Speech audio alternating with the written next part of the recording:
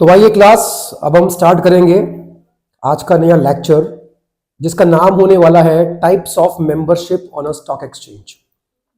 देखो, जैसा कि हम इस बारे में जानते हैं कि इस पूरे कॉन्सेप्ट के अंदर हम इन्वेस्टर्स का जिक्र नहीं करेंगे, क्योंकि इन्वेस्टर कभी भी ट्रेडिंग मेंबर्स का पार्ट नहीं होते, मतलब मेंबर्स में नहीं आते। ठीक है, इन्वेस्टर्स को एक अलग से नाम दिया गया और वो नाम क्या है? Client. They are the client.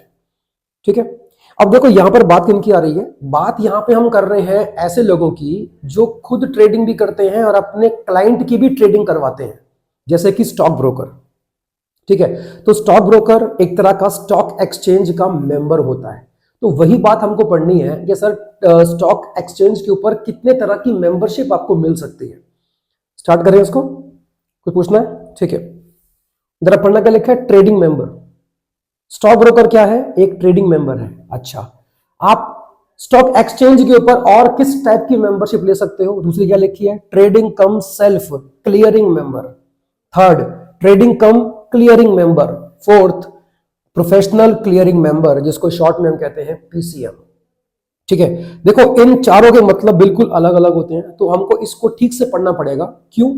क्योंकि इस चैप्टर को जब तक हम कंटिन्यू करने वाले हैं तब तक ये नाम बार बार हमारे सामने आएंगे, तो हम बार बार डाउट के अंदर रहेंगे कि इनका मतलब क्या होता है। तो अच्छा है कि पहले हम इनको जान ले कि ये जो मेंबर्स के नाम लिखे हैं इनका मतलब क्या है, इनका पर्पस क्या है, इनका काम क्या है स्टॉक एक्सचेंज के ऊपर। ठीक है, तो आओ पहले हम बात करते हैं ट्रेडिंग मेंबर के बारे में। सर ट्रेडिंग मेंबर क्या होता है? जानता है कोई आप में से? ट्रेडिंग मेंबर क्या है? नहीं, स्टॉक ब्रोकर तो खैर है, लेकिन मैं ये पूछ रहा हूं कि ट्रेडिंग मेंबर का मतलब क्या होता है? सर एक ऐसा मेंबर, स्टॉक एक्सचेंज का एक ऐसा मेंबर जो इन्वेस्टर्स की डील को फाइनलाइज करवाता है स्टॉक मार्केट। ठीक है, देखो जैसा कि आप ये बात जानते हो कि कोई भी इन्वेस्टर बिना स्टॉक ब्रोकर के स्टॉक एक्सचेंज के अंदर डील नहीं कर सकता, उसको किसी ना किसी स्टॉक ब्रोकर का इस्तेमाल तो करना ही पड़ेगा। तो stock broker is a trading member. जरा पढ़ना एक बार लिखा क्या इसके बारे में। कहता है this type of membership allows a member to conduct trades both for themselves and on behalf of their clients. However, the clearing and settlement of trades made by the trading member must be handled through a trading cum clearing member or a PCM. क्या मतलब हुआ इस line का? इस line का simple सा मतलब है कि अगर एक स्टॉक ब्रोकर है और उसके पास अगर सिर्फ टैग जो है वो ट्रेडिंग मेंबर का है, मैं बाकियों की बात नहीं कर रहा हूं, वो सिर्फ ट्रेडिंग मेंबर है, इसका मतलब है कि वो अपने क्लाइंट का सौदा करवा सकता है। क्या मतलब है इस बात का? मान लेते हैं कि मैं एक्स नाम के इंसान का ब्रोकर हूं। एक्स को मैंने ये बोला कि सर एक वाई नाम का इंसान है जो इतने रेट के ऊपर इस कंपनी के शेयर आपको सेल करने को तैयार है। ठीक है ना? ये क्या करवा रहा हूं? मैं उनकी डील करवा रहा हूं। लेकिन आपको ये बात नहीं भूलनी चाहिए, मैं उनकी डील तो करवा सकता हूं, लेकिन मैं उनकी डील को क्लियर नहीं करवा सकता। ये बात हमने पहले भी इसके बारे में बात की थी हमने कि तीन तरह की होती है स्टेजेस। पहली क्या होती है सर? ट्रेडिंग करवाना। पहली क्या होती है? ट्रेडिंग करवाना। दूसरी क्या होती है? ट्रेडिंग, जो आपका सौदा हुआ, डील हुआ, उसको क्या करवाना? उससे क्लियर करवाना। और लास्ट में क्या आता है? सेटलमेंट करवाना। तीनों के मतलब हम पहले ही जान चुके हैं कि इनका मतलब क्या होता है। सर पहले ट्रेडिंग होती है, सौदे तय होते हैं, सेल एंड परचेज की बात चलती है, फिर उसको क्लियरिटी मिलती है, उसको क्लियर किया जाता है स्टॉक एक्सचेंज के द्वारा। ठीक है, और लास्ट में आपकी डील क्या होती है? बोलो क्या लिखा है? सेटलमेंट होती है। सर मतलब जिसके ट्रेडिंग अकाउंट के अंदर पैसे हैं वहां से कट के जिसने आपके शेयर्स जिसने आपको अपने शेयर्स सेल करे हैं उसके ट्रेडिंग अकाउंट के अंदर पैसा पहुंच जाता है। मतलब पूरा ट्रांजैक्शन क्लियर आपका होता है। तो अगर आप सिर्फ कौन हो? ट्रेडिंग मेंबर हो, तो आपको सिर्फ क्या करने का राइट है? ट्रेडिंग करवाने का राइट है, उसे क्लियर नहीं करवा सकते आप। उसे क्लियर करवाने के लिए आपको या तो चाहिए होगा पीसीएम, प्रोफेशनल क्लियरिंग मेंबर चाहिए होगा, या एक ऐसा ट्रेडिंग मेंबर चाहिए होगा जो ट्रेडिंग मेंबर के साथ साथ क्या भी है? क्लियरिंग मेंबर भी है। देखो यहाँ पे क्या लिखा है? क्या लिखा है? ट्रेडिंग कम क्लियरिंग मेंबर चाहिए अपने सौदे को क्लियर करवाने के लिए, या फिर एक प्रोफेशनल क्लियरिंग मेंबर चाहिए। ठीक है ना? तो इस बात को ध्यान रखिएगा कि अगर आप सिर्फ एक ट्रेडिंग मेंबर हैं तो सर आप सिर्फ ट्रेडिंग करवा सकते हो, क्लियर नहीं करवा सकते उस सौदे को। उसके लिए आपको या तो ट्रेडिंग मेंबर ऐसा चाहिए जो ट्रेडिंग के साथ साथ क्लियर भी करवाना जानता हो या उसके पास राइट हो वो करवाने का, या फिर आपको चाहिए पीसीएम प्रोफेशनल क्लियरिंग मेंबर। अभी क्लियर हुआ? पीसीएम क्या होता है इसके ऊपर हम लोग बात करेंगे, अभी आएंगे आगे। चलिए आगे बढ़ेंगे। Trading cum self clearing member, इसका मतलब क्या हुआ? इसका मतलब साफ है कि सर अब एक ऐसे ट्रेडिंग मेंबर की बात कर रहे हैं जो सौदा भी करवाता है, ट्रेडिंग भी करवाता है, और साथ में वो उस सौदे को क्लियर करने का भी राइट रखता है। लेकिन एक बात जो आपको ध्यान देनी है वो क्या है? सर वो ट्रेडिंग करवाएगा, खुद भी ट्रेडिंग कर सकता है। क्या लिखा है? सेल्फ क्लियरिंग मेंबर का मतलब क्या होता है? सर सिर्फ अपने सौदे, अपनी डील्स को क्लियर कर सकता है या अपने क्लाइंट्स के डील को क्लियर कर सकता है। तो सर मतलब क्या हुआ कहने का? मतलब यह है कि मान लो कि कोई trading cum self clearing member है, मान लेते हैं वो अपनी डील्स और अपने क्लाइंट की डील को क्लियर करवाने का राइट रखता है। लेकिन अगर कोई दूसरा ट्रेडिंग मेंबर उसके पास में आता है कि सर मैं तो खाली कौन हूं, ट्रेडिंग मेंबर हूं, और मेरा एक सौदा है, एक क्लाइंट का सौदा है, क्योंकि मैं खाली ट्रेडिंग मेंबर हूं तो मैं उसकी डील को क्लियर नहीं करवा सकता, तो मैं चाहता हूं कि आप करवा दो। ये नहीं करवा पाएगा। क्यों? क्योंकि ये क्या है? Trading cum self clearing member. अपने सौदे या अपने क्लाइंट के सौदों को ये क्लियर करवा सकता है, किसी दूसरे ट्रेडिंग मेंबर के सौदों को ये क्लियर नहीं करवा सकता। बात समझ आई नहीं आपको? इसमें और इसमें क्या फर्क हुआ? सर ये खाली ट्रेड करवा सकता है, ये सिर्फ डील करवा सकता है, लेकिन क्लियर नहीं करवा सकता। क्लियर के लिए कौन चाहिए इसको? एक ऐसा ट्रेडिंग मेंबर चाहिए जो ट्रेडिंग कम क्लियरिंग मेंबर हो, या फिर वो कौन हो? प्रोफेशनल क्लियरिंग मेंबर हो।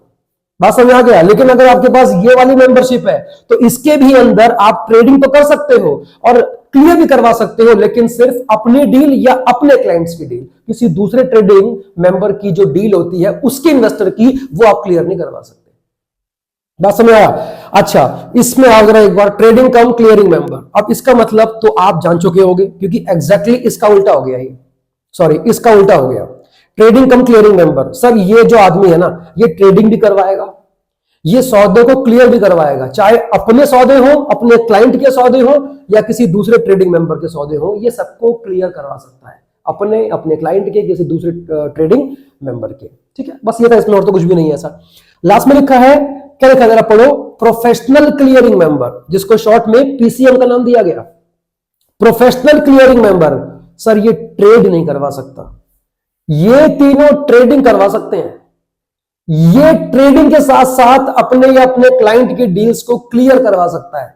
ये भाई साहब अपनी डील कर सकता है, अपने क्लाइंट की डील कर सकता है, इवन उसको क्लियर भी करवा सकता है, इवन किसी दूसरे ट्रेडिंग मेंबर की डील को भी क्लियर कर सकता है। लेकिन ये जो है ना, इनका जो काम है वो एक्सपर्ट वाला काम है। मतलब इनको एक्सपर्टीज सिर्फ और सिर्फ क्लियरिंग मेंबर की मिली है। ये ट्रेड नहीं करवा सकते, किसी के सौदों को तय नहीं करवा सकते, लेकिन दूसरे के सौदों को, दूसरों की डील्स को, जो दूसरे कौन है? ट्रेडिंग मेंबर्स हैं, उनकी डील को सिर्फ ये क्लियर करवा सकते हैं। इसका नाम क्या लिखा? Professional clearing member. अब मुझे नहीं मैं ऐसा नहीं करता फील कि सर इसमें और इसमें क्या फर्क हुआ। देखो ना, प्रोफेशनल क्लियरिंग मेंबर ट्रेडिंग नहीं करवा सकता, क्लियरिंग करवा सकता है। ट्रेडिंग कम क्लियरिंग मेंबर ये ट्रेडिंग भी करवा सकता है और अपने सौदों के साथ साथ दूसरों के सौदों, मतलब डील्स को ये क्लियर भी करवा सकता है। तो ये फर्क है, इसके पास राइट सिर्फ क्लियर करने का है डील्स को, और इसके पास क्लियर के साथ साथ ट्रेडिंग करने का भी राइट होता है। बात समझ आ गई? आगे बढ़ सकते हैं, आप बोलो जरा, देखो एक बार क्या क्या लिखा है इसमें।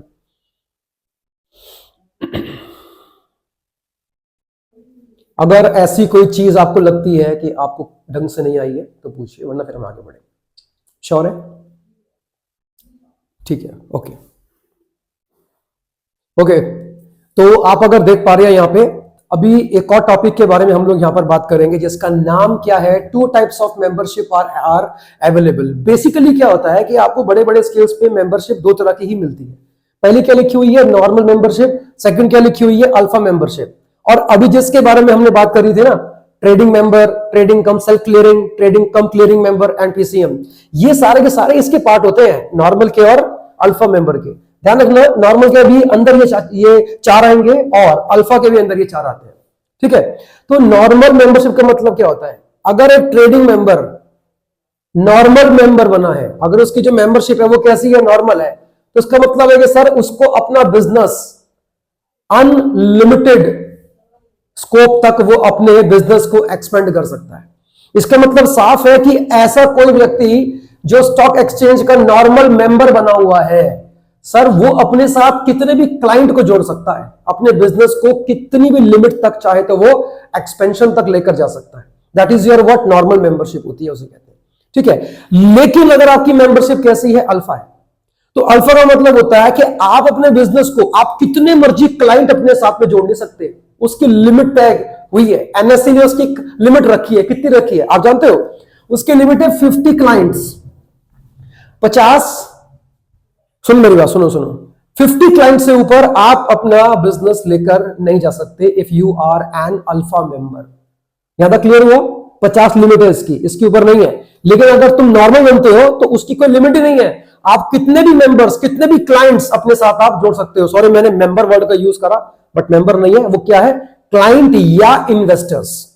ठीक है ना, इसमें क्या होता है, लिमिटलेस है, और इसमें क्या है सर, लिमिट है, ओनली 50 क्लाइंट्स, दैट्स इट। अब देखो यहां पे आ जाओ, टाइप्स ऑफ मेंबरशिप, उन्हीं 4 के बारे में हम जो अभी है बात करने वाले हैं। और देखो यहां क्या लिखा है, कैश का सेगमेंट, फ्यूचर एंड ऑप्शन का सेगमेंट होता है, there is a currency derivative segment and debt segment. इसका मतलब क्या होता है, देखो याद करो, हमने पहले भी इसके बारे में किया बात कि सर एनएससी के अंदर, स्टॉक एक्सचेंज के अंदर ना आपको क्या मिलते हैं, सेगमेंट्स मिलते हैं अलग अलग, है ना। यहां का लिखा हुआ है कैश सेगमेंट, इसका मतलब होता है कि एक स्टॉक एक्सचेंज का ऐसा पार्ट जिसके अंदर जो भी डील होगी वो कैश में होगी, ट्रांजैक्शन ऑन द स्पॉट ही होंगे आपके फाइनल, और कैश का पेमेंट जो भी होगा, रिसीविंग एंड पेमेंट जो होगा वो बिल्कुल on the spot, on the same day होगा। लेकिन जो बाकी लिखे हैं इसमें आपका कैश में डीलिंग्स आपकी तय नहीं होती हैं। क्लियर हुआ? जब हम आगे बात करेंगे ना तो इसके बारे में हम और डीपली जान पाएंगे कि कैश सेगमेंट में और जो बाकी होते हैं आपके सेगमेंट, उनके बीच में क्या डिफरेंस होता है। बस आप पहले इतनी बात को जान लो कि if we are talking about a cash segment, that means every transaction will be cleared on the spot. Cash payment होगा, कैश का रिसीव होगा, and your deal will be final. समझ आ गया? अच्छा, बाकी ये क्या होते हैं इसके बारे में हमने पहले भी किया बात। एनीवेज, अगर सिर्फ आप एक ट्रेडिंग मेंबर हो तो सर आप कैश सेगमेंट में डील अपने क्लाइंट की नहीं करवा सकते। देखो लिखा हुआ है ना, if you are only a trading member, तो आपका जो डीलिंग है वो कैश सेगमेंट में पॉसिबल नहीं है। लेकिन जो बाकी सेगमेंट्स है उसके अंदर सिर्फ ट्रेडिंग मेंबर अगर चाहे तो डील कर सकता है और करवा भी सकता है। देखो लिखा हुआ है ना, राइट लिखा हुआ है। इसका मतलब है कि बाकी सेगमेंट्स ट्रेडिंग मेंबर्स के लिए ओपन है, इवन अपने क्लाइंट का पैसा भी लगवाने के लिए। अच्छा, अगर सर आप trading cum self clearing member हो, इसका मतलब अभी हमने बताया था क्या होता है सर, इसके पास कैश सेगमेंट हो, फ्यूचर ऑप्शंस हो, करेंसी डेरिवेटिव हो या डेट सेगमेंट हो, ये सबके अंदर अपने क्लाइंट्स का पैसा लगवा सकता है, सबके अंदर, हर तरह के सेगमेंट के अंदर। Third, trading cum clearing member. अगर आप ट्रेडिंग कम क्लियरिंग मेंबर हो तो सर अगेन आपके लिए कैश सेगमेंट नहीं बना, बाकी 3 सेगमेंट्स बने हैं, अपना और अपने क्लाइंट का पैसा बाकी 3 सेगमेंट्स के अंदर आप लगवा सकते हो except cash segment. And the last one is the professional clearing member. Sir ये क्लियरिंग करवा सकता है लेकिन ये कैश सेगमेंट के अंदर जो डीलिंग्स होती हैं ये उसमें क्लियर नहीं करवा सकता, किसी का भी ट्रांजैक्शन नहीं करवा सकता ये क्लियर, चाहे कोई भी हो। हाँ सर, बाकी और बाकियों के लिए इसके पास है ऑप्शन, फ्यूचर एंड ऑप्शन है, करेंसीज के अंदर है, एंड डेट सेगमेंट है, इसके अंदर वो अपना क्लियरिंग मेंबर बन सकता है पीसीएम के तौर पे। तो उम्मीद करता हूं कि जो क्लास आज की हुई है ये सारे के सारे पॉइंट्स आपको ढंग से क्लियर है। एक बार फिर से देख लीजिए जो पहले हुआ और जो अभी हुआ, अगर कोई मन में डाउट है तो पूछिए। आपको है कुछ प्रॉब्लम? नहीं श्योर हो? क्योंकि अब इसके बाद मैं इसके बारे में आपसे किसी तरह का डिस्कशन नहीं करूंगा, हम बात नहीं करेंगे इस बारे में। ये आखिरी क्लास है इस वाले टॉपिक की, ये दोबारा से आपका रिपीट नहीं होगा। बंद करें फिर, चलिए, थैंक यू।